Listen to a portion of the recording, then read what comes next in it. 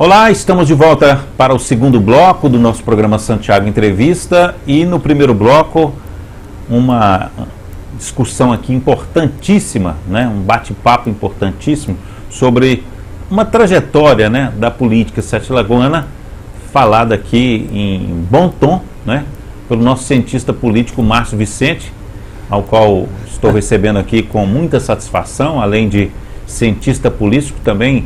Né, temos que lembrar que ele é escritor, é secretário, né, também por Sete Lagoas e, além disso, né, alguns outros afazeres aí no seu dia a dia, como ufólogo, né, também. Principalmente, né, pesquisador aí de várias coisas. Mas hoje nós não vamos falar de extraterrestre aqui não, vamos falar sobre as coisas, principalmente da política local.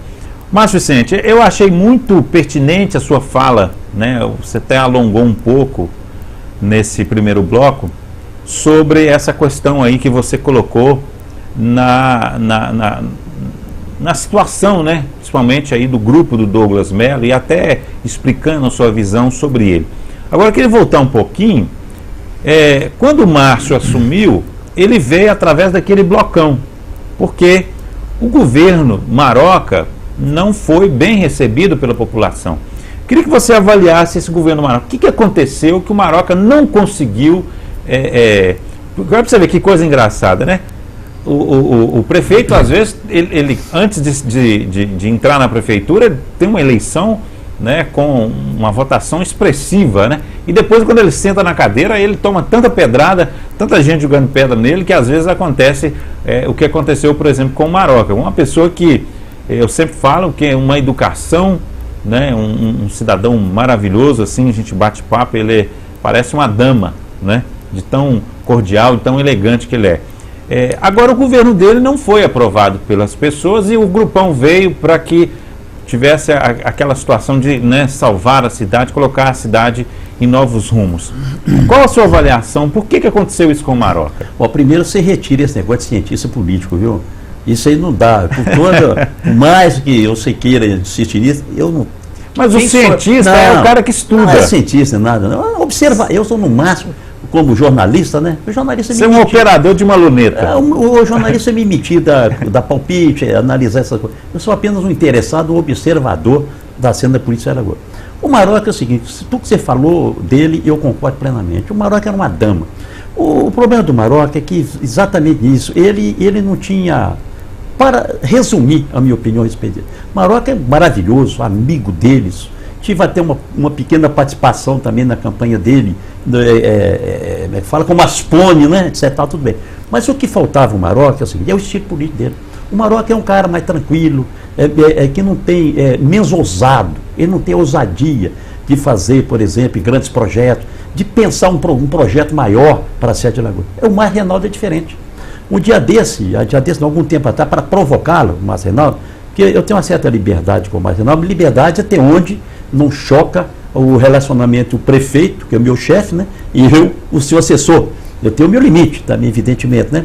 Apesar de que nós somos conhecidos desde a época de ginásio, nós somos contemporâneos do Dom Silvério. Ele já fazia o curso na área científica e eu estava chegando no ginásio Jacu de Pirapama, né? Eu era garoto bobo de Pirapama. Então eu conheço mais dentro dessa época. Então nós temos certa liberdade e ele inclusive me chama de xará.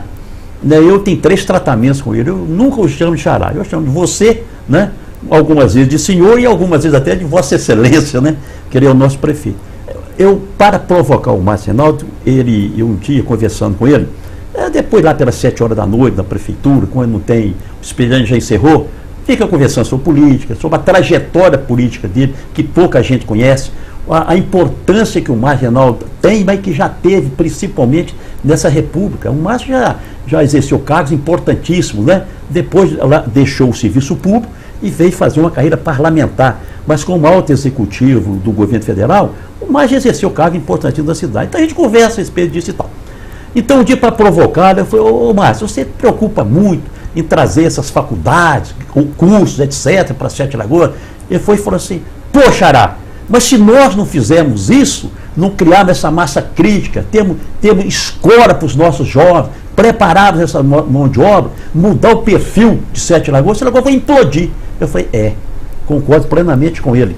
Mas sabe por quê? Porque o Márcio não tem uma visão, não tem apenas uma visão do administrador municipal. E ele, pela experiência dele, de visitar vários países do mundo, participar de áreas de planejamento do governo federal, etc. Ele tem uma visão, que eu diria assim, mais de estadista. Ele pensa que Sete Lagoas não é de hoje, não é amanhã. Você vê o seguinte, a coragem para fazer um projeto como esse, da captação de água, que pouca gente sabe que a prefeitura teve que bancar muita coisa, inclusive que na hora H, por exemplo, no projeto foi contemplado que a energia para tocar essa usina seria buscada, por exemplo, em Aoma, mas não é, tem que ser buscado no outro mais distante. Só com isso aí a prefeitura tem que gastar mais 36 milhões de reais. E o BDNS, Banco de Desenvolvimento Econômico e Social, BNDES, não queria emprestar o dinheiro. O Márcio saiu de Sete Lagoas um dia e foi ao banco no Rio de Janeiro. O que acontece? Quem que ele encontra lá? Um cidadão que tinha sido colega dele no ministério. E ele simplesmente jogou a carta na mesa, resolve esse problema, e o cara resolveu. Por quê? Pelo prestígio pessoal que o Márcio Reinaldo tem, pela competência que tem, que nenhum outro sete-alagoano, político nenhum hoje tem. Pois é, vamos fazer um comparativo, antes de você fazer a conclusão. Vou voltar lá no governo C7, tinha um apoio muito grande do Márcio Reinaldo como deputado federal. Não, primeiro como executivo federal. Pois é, mas o Márcio e depois como deputado. Ele mandava os projetos e o Márcio conseguiu o dinheiro e mandava para Sete Lagoas. A vida inteira. O Ronaldo Canabrava teve aquele problema que eu te falei, que os dois não batiam muito bem, o recurso quase não chegava, porque os dois não batiam muito bem. Certo? Estou certo? Tá absolutamente certo. Aí entra o Leone, ficou 2 anos. Aí os dois tinham uma ligação muito forte. Sete Lagoas, em 2 anos, disse que virou o quê? Um canteiro de obras. Exatamente. Certo? Função desse prestígio. Depois entrou o Maroca e não tinha uma ligação muito boa. O Maroca parece que não tinha facilidade em buscar recurso e também o recurso não vinha tanto como na época do Leone. Mas é o seguinte, a água começou exatamente no período do Leone. O tipo do Leone não vinha. O Leone virou um canteiro de obras. Sim, sem dúvida. Concorda? Concordo. Já do Maroca não foi tanto. Mas é porque o Maroca, isso que eu disse para você, o Maroca não tinha aquela ousadia de fazer certos projetos. Por exemplo, ele tinha medo, porque hoje em dia... E pode ser também uma coisa que eu percebo que existe mais hoje em Sete Lagoas, que eu descobri aqui no Santiago Entrevista, que chama contrapartida da prefeitura. Exatamente. Não é isso? No tempo do CECE, era a época dos fundos perdidos. O governo federal mandava o dinheiro e a prefeitura não usava de fazer contrapartida nenhuma. Isso. Então era custo zero para a prefeitura. E o Márcio Reinaldo viabilizou muito dinheiro, um nível de recurso muito alto para o CECE. Então foi beneficiado. Isso acabou. Hoje a prefeitura tem que dar sua contrapartida. E o Maroca não tinha a visão e tinha um certo temor de dar essa contrapartida e muitas vezes, por exemplo, possivelmente, até atrasar o salário do pessoal, o que está acontecendo agora na administração atual, que será corrigido, tenho certeza, a partir do mês seguinte, no próximo mês, já será corrigido, porque a prefeitura tem pouca capacidade de investimento. A receita municipal caiu 30%. A área de saúde é um saco sem fundo. Por exemplo, nós vemos agora Betim fechando unidade de saúde, fechando restaurantes populares, não é? O que a prefeitura não fez e nem fará, porque o Márcio, ele enfrenta os problemas. Então, por exemplo, o sistema de saúde, você sabe, de Sete Lagoas, que nós somos um atendimento macro, Sete Lagoas atende a região inteira, 38 municípios dependem de Sete Lagoas. Então, quer dizer, nós temos que atender a rede municipal de saúde, tem que atender 38 municípios. Por isso que ele fala que o melhor sistema de saúde da região é de Prudente Moraes. Por quê?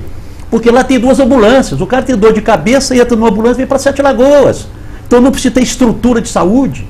E assim é o município da região toda agora. Quanto é que isso custa para a prefeitura de Sete Lagoas? Sete Lagoas, que é obrigada a aplicar 18% das suas receitas em saúde, aplica 33%. É isso que a população precisa saber. Onde que a saúde é boa no Brasil? A saúde é criticada no Brasil inteiro. Pois é, mas aí vamos voltar então, lá, aquele raciocínio seu. Eu falei aí dos outros que participaram, né, do processo da administração da cidade e agora vamos falar na questão do Márcio. Então, essa questão da contrapartida da prefeitura é um grande diferencial que o Márcio peitou e tem a outra situação do país estar na crise. Recessão Tremenda. E a prefeitura continua andando. Né? Eu queria saber o seguinte, qual que é o segredo? O segredo é a ousadia do prefeito de assumir certos compromissos, às vezes até se desgastando com alguns segmentos da população, mas para beneficiar a cidade inteira e preparar Sete Lagoas por um grande salto para o futuro. Por exemplo, esse serviço de água vem há quanto tempo? Então o Marrenaldo conseguiu o recurso, começou a obra, que não foi iniciada na época, e agora vai terminar a obra. Quer dizer, a ousadia dele. Porque se nós não tivermos água também, Santiago, essas empresas que estão chegando a Sete Lagoas não virão, não. Então, quer dizer, ele tem uma perspectiva de futuro, capacidade administrativa e coragem para fazer uma administração que vai levar Sete Lagoas a um outro patamar. Você está vendo aqui agora, por exemplo, um anúncio de uma ZPE, uma zona de processamento de exportação e um ponto seco, que nós vimos, por exemplo, recentemente num seminário realizado em Sete Lagoas, a presença de quem? Do secretário de Desenvolvimento Econômico de Minas Gerais, do presidente da CODEMIG, diretores da FIENG, né? Gente dos vários segmentos. Aliás, uma presença, talvez um pouco anotada, que é do MU, que é aquele executivo daquela empresa Ansia Motors, ele lá participando como um cidadão comum, mas é um cidadão que está investindo no Brasil hoje 2 bilhões de dólares, né? E que Sete Lagoas pode receber pelo menos a metade disso. Ele está aqui por quê? Ele está acreditando e vendo que a Sete Lagoas está sendo preparada para o futuro. Isso é só um prefeito, uma visão do Márcio Reynaldo que tem.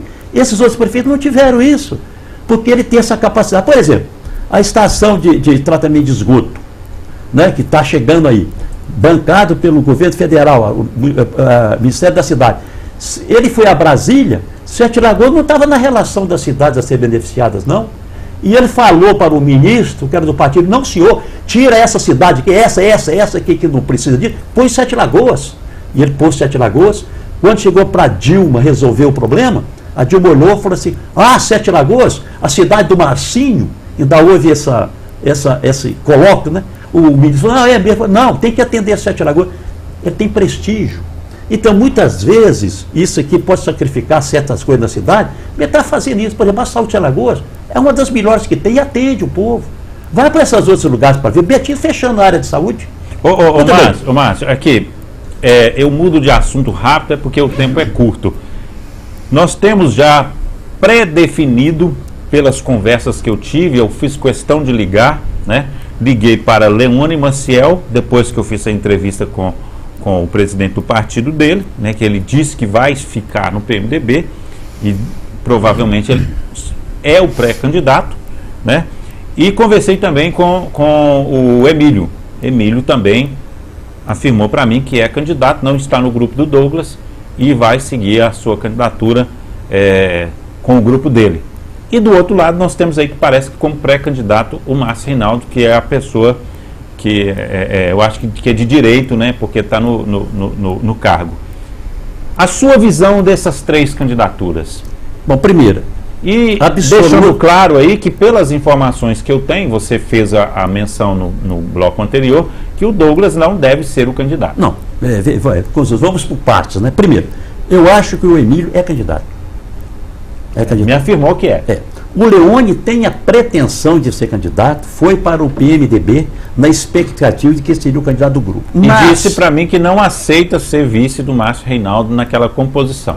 Bom, essa é uma composição que teria sido proposta pelo inclusive grupo. Eu até gostaria de perguntar, porque é uma informação que chegou para mim, que o grupo do Douglas, através dele, procurou o Márcio Reynaldo para propor que o Márcio não viesse como candidato, o Douglas não viesse como candidato, e colocasse o Leone para representá-los. Qual que é a sua visão disso? Bom, eu acho o seguinte, o Douglas não será candidato, porque a informação jornalística que nós temos é que o Douglas Mello foi para o PMDB, a convite do vice-governador, para ser candidato em Sete Lagoas.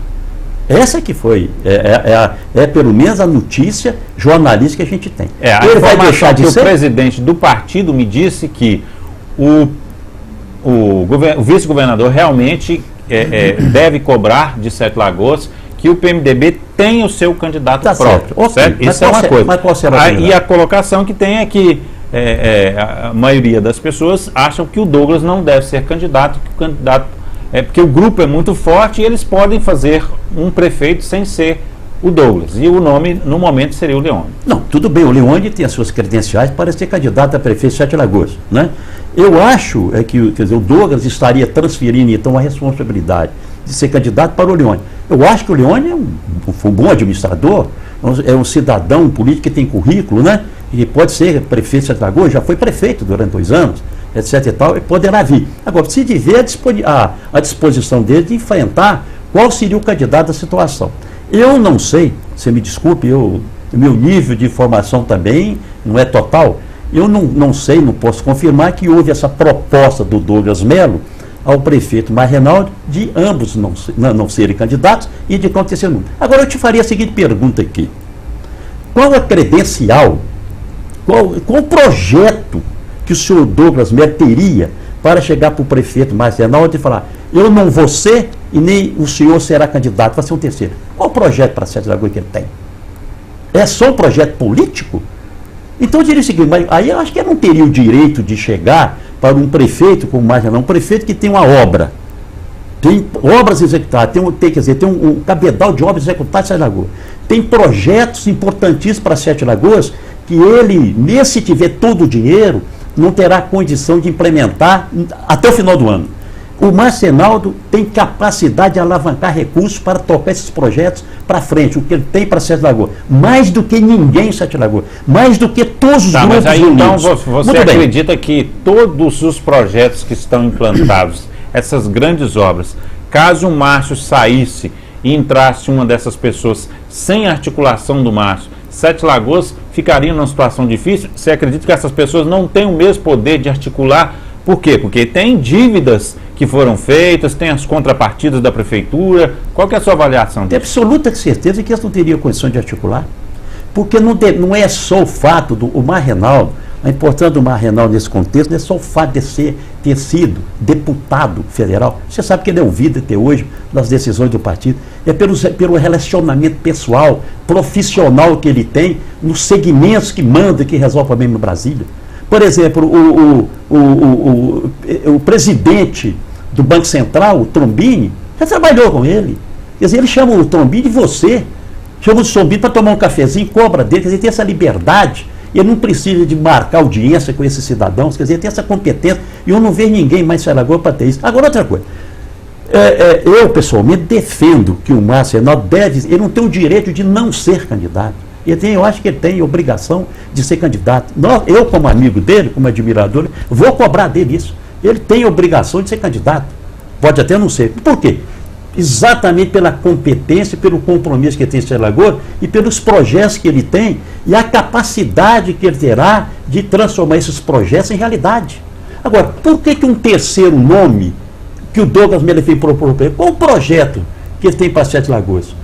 Um terceiro nome, por exemplo, esse terceiro nome tem que ser uma unanimidade. Por exemplo, eu acho que se eu fosse propor, eu tendo toda a condição de ser candidato a prefeito de Sete Lagoas, eu só levaria ao Marcenaldo uma proposta para um teste, da seguinte forma: Marcenaldo, eu tenho grande potencial de ser eleito prefeito de Sete Lagoas, não vou querer ser prefeito, mas eu tenho potencial de ser eleito de Sete Lagoas, mas vou abdicar do direito de ser prefeito de Lagoas e vou trazer, por exemplo, aqui para botar na mesa, como candidato, Jaime Lerner.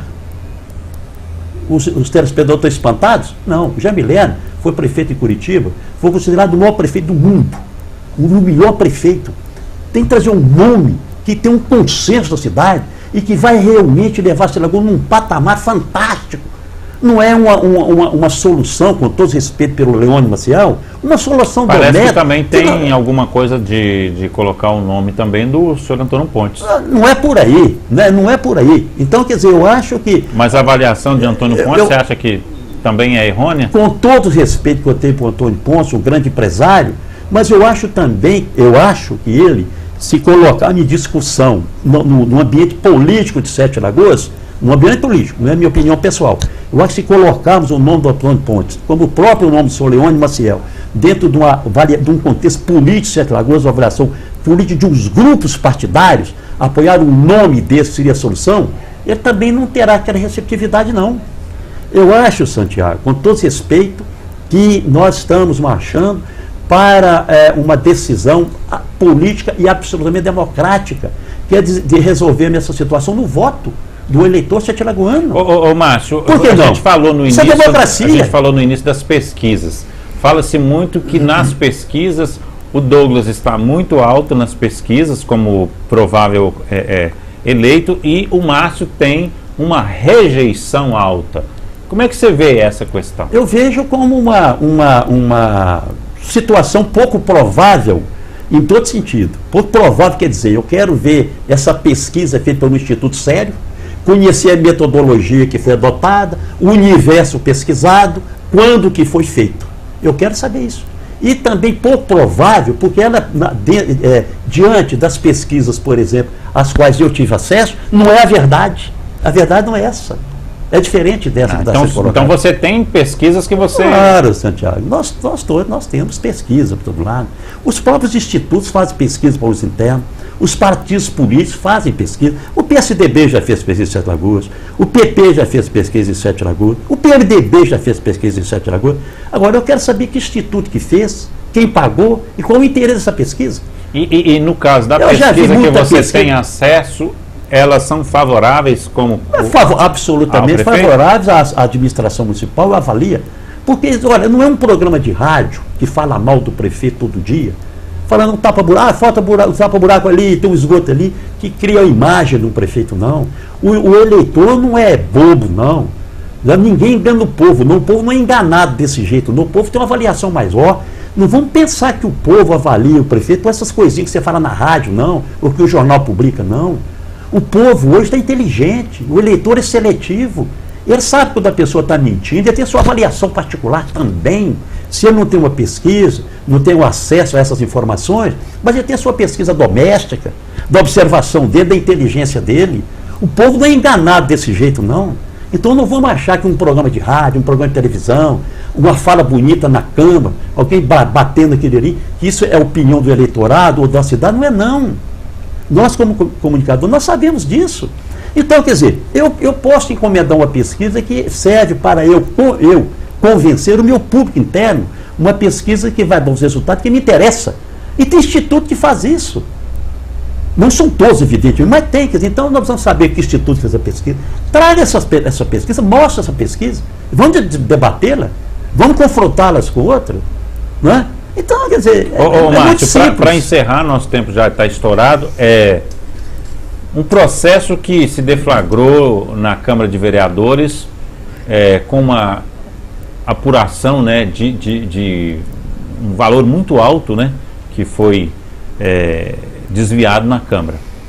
E a coisa vem andando, a gente não sabe em que patamar que está isso, agora sai nos jornais aí falando que a coisa pode dar uma esquentada. Isso vai influenciar no processo político, principalmente a nível dos vereadores? Você acha que dá tempo disso vir à tona antes das eleições? Isso eu não sei. Se virar um resultado, né, disso, quer dizer, a conclusão, etc., a indicação, entre aspas, de culpados, etc., nas eleições, eu não sei se haverá tempo. Agora, é evidente que se for comprovadas as denúncias, né, isso vai ter reflexo na eleição de alguns vereadores. Se realmente forem comprovadas, né, esses desvios, foram comprovados esses desvios, essas acusações, né? Nós temos que esperar para ver se realmente isso vai ser provado ou comprovado. Agora, as pesquisas também que a gente tem acesso, Santiago, indica que deve haver uma boa renovação na Câmara. Isso aqui, quer dizer, isso aqui a gente também acha isso. Isso é uma coisa global até também, natural, né? Até natural, porque já existe, né, lamentavelmente, em função da situação nacional, a classe política está numa situação muito precária. É o alvo preferencial de todo mundo, né? Da conversa de botequim, da lotação, dos programas de rádio, televisão, etc. Quer dizer, então o político tem que se provar e se insinuar e se apresentar realmente como cidadão direito, honesto e que pode realmente prestar relevante serviço à população. Para encerrar, o impeachment da Dilma, você considera um golpe? Ô Santiago, isso aqui é o produto do marketing político. Nós aprendemos que desde o tempo do Hitler, se você começa a repetir uma mentira 1, 2, 3, 10 vezes, ela se transforma em verdade. Olha, é evidente que isso é marketing. Não vai haver golpe. Claro que não vai haver golpe. Será só uma pessoa de mediana inteligência ou que não tem uma certa educação política, é que pode classificar o que está acontecendo como golpe. Isso não é golpe, isso está na Constituição. O PT pediu o impeachment de Fernando Henrique Cardoso, o PT queria o impeachment de Itamar Franco, pediu o impeachment de Collor. Foi golpe nessa época? Será que é golpe só agora? Não, tem que seguir os padrões constitucionais, as leis do país. O impeachment não é golpe, não. O impeachment é uma ação política, né? Administrativa, política administrativa, legal, está na Constituição, que pode acontecer. A Dilma cai ou não? Ah, bom, aí são outros. Sua bola. Aí precisa de uma bola de cristal, né? Mas eu não vou me aventurar a uma coisa dessa, não. Mais para mais ou para menos? Bom, eu não sei. Cidadão. Não vou dizer. Você acha que a parada está pesada, né? Tudo vai depender, não. Tudo está dependente, evidentemente, dessa decisão que já foi tomada pelo PMDB na semana passada, né? E os desdobramentos desse posicionamento. O impeachment está em andamento. O desdobramento de como esse comportamento do PMDB. O desdobramento que foi decidido pela convenção do PMDB, né? E é que vai, acredito, definir toda a situação da votação no colégio eleitoral lá do Senado, né? Ô Márcio, muito obrigado. Eu acho que foi até divertido, viu? Espero que o telespectador tenha gostado aqui do nosso programa. Um bate-papo bastante acalorado, porque é um cientista político, escritor, né? Fazedor de cultura e estuda os extraterrestres, então não poderia ser diferente. Moça, eu fico muitíssimo grato pelo privilégio de estar aqui com você, né? Sempre um prazer muito grande a gente trazer minha opinião pessoal, evidentemente, de uma pessoa que observa o cenário político da cidade, evidentemente, no meu ponto de vista, né? Pessoal, direitinho, etc. Então, que não leve além disso as minhas opiniões, os meus palpites e a minha veemência quando defendo certas posições. Quem não acreditar, esquece, pessoal, né? Hein? Quem não acreditar, esquece. Me coloca como extraterrestre. Será que ele existe mesmo ou não? É isso aí. Muito obrigado pelo oportunidade. Obrigado para você também que esteve conosco. Semana que vem voltamos com mais um Santiago Entrevista, mais uma entrevista muito importante. E aos poucos a gente vai recebendo também o seu feedback, o seu contato e vamos trazendo aqui os convidados de acordo com o que você vai mostrando para a gente, qual que é o seu interesse também de ouvir os assuntos aí. Vamos evoluindo aí para que até o final do ano a gente tenha aqui colocado essa cidade um pouco mais às claras, né, para a gente entender o que acontece até as eleições de 2016. Um abraço para você e até o próximo Santiago Entrevista.